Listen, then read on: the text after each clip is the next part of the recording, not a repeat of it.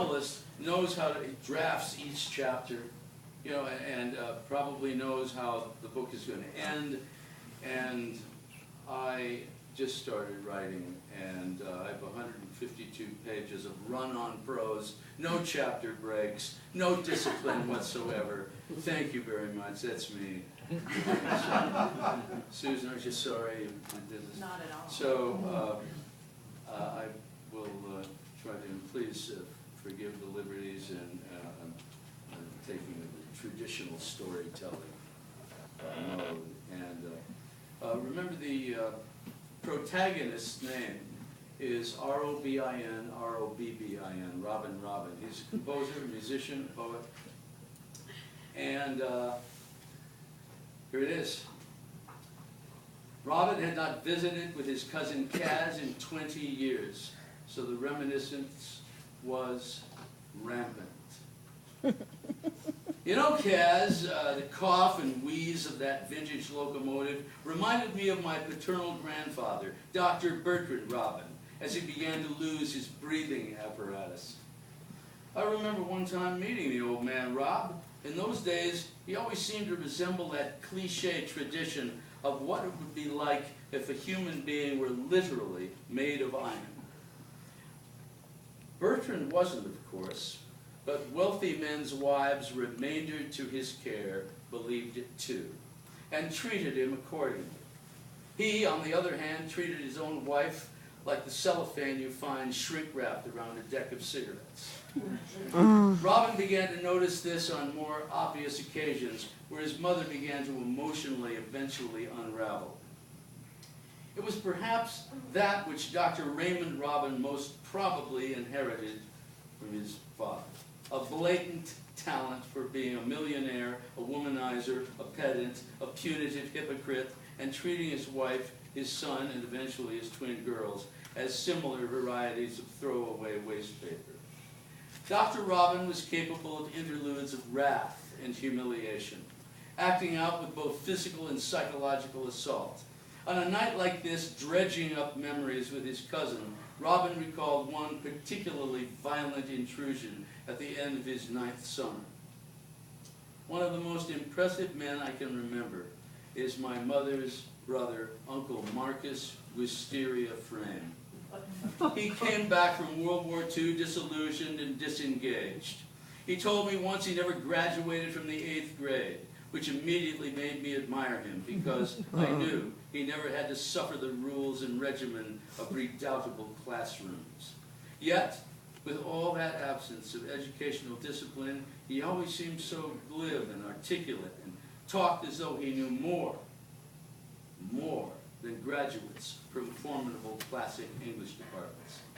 One day I asked him how he managed to be so smart, and he answered that he had read only 2 books in his lifetime, a volume of famous quotations and the 1905 Oxford Dictionary. It was in the refracted twilight of a school day late afternoon, Robin's Uncle Marcus talking to an Episcopal priest on the sidewalk in front of the Reverend's house of ministry. He couldn't quite hear what they were saying, so Robin sneaked up, undetected, and hid behind a hedge, pungent with gardenias, and heard his uncle in mid-sentence, who refused to believe. But a fascinating study would allow the belief that organized religion has become one humongous hypocrisy. It's simply this. It is a perverse nature of absolutely every warmongering power structure to be racist and intolerant. It is a crime for a country to thrive as real estate pirates, to invade without cause, crossing another country's borders in order to rip off their natural resources. Furthermore, Marcus concluded, the holy sacrament of matrimony is a fake, especially if it's performed in a church ritual, with lofty choirs, sibilant prayers, and promises that are impossible to keep. Kaz, I ran home with my uncle's hypothesis charging my brain, proving my suspicion that he was the greatest man in town. I was so dazzled by his attack on lip service religion that I spewed at my parents during supper. Marriage is a fake, especially when performed in a church.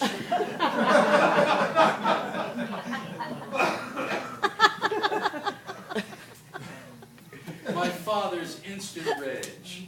He drew back his hand and I ducked. His hand crashed into the back of my chair. Terrified, I went to my own rescue. Uncle Marcus said it, I heard him. Daddy-O nearly detached my left arm from my shoulder, dragging me into the bathroom. He tore down the towel rack and the beating began. Arms, legs, back, shoulders, neck. I wasn't being punished. I was being tortured. I watched my blood splash and stain. I saw my father's face the way I will always remember it, fixed in irrevocable frenzy. I found what little voice I could raise. Stop it, you bully bastard.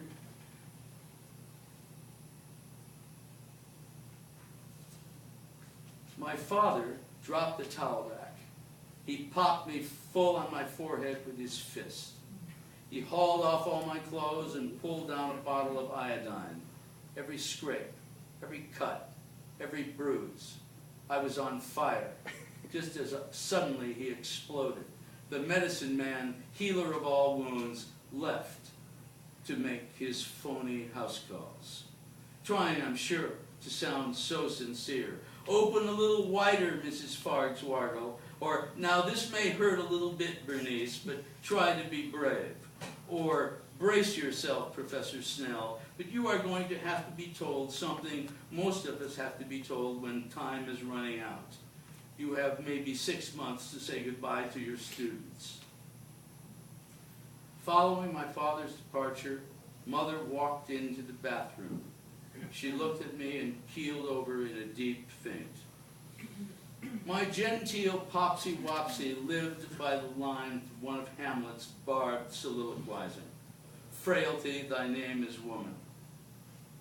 Agnes Robin, proving to be more frail than most, was cremated 4 days after Robin's 16th birthday. To be continued.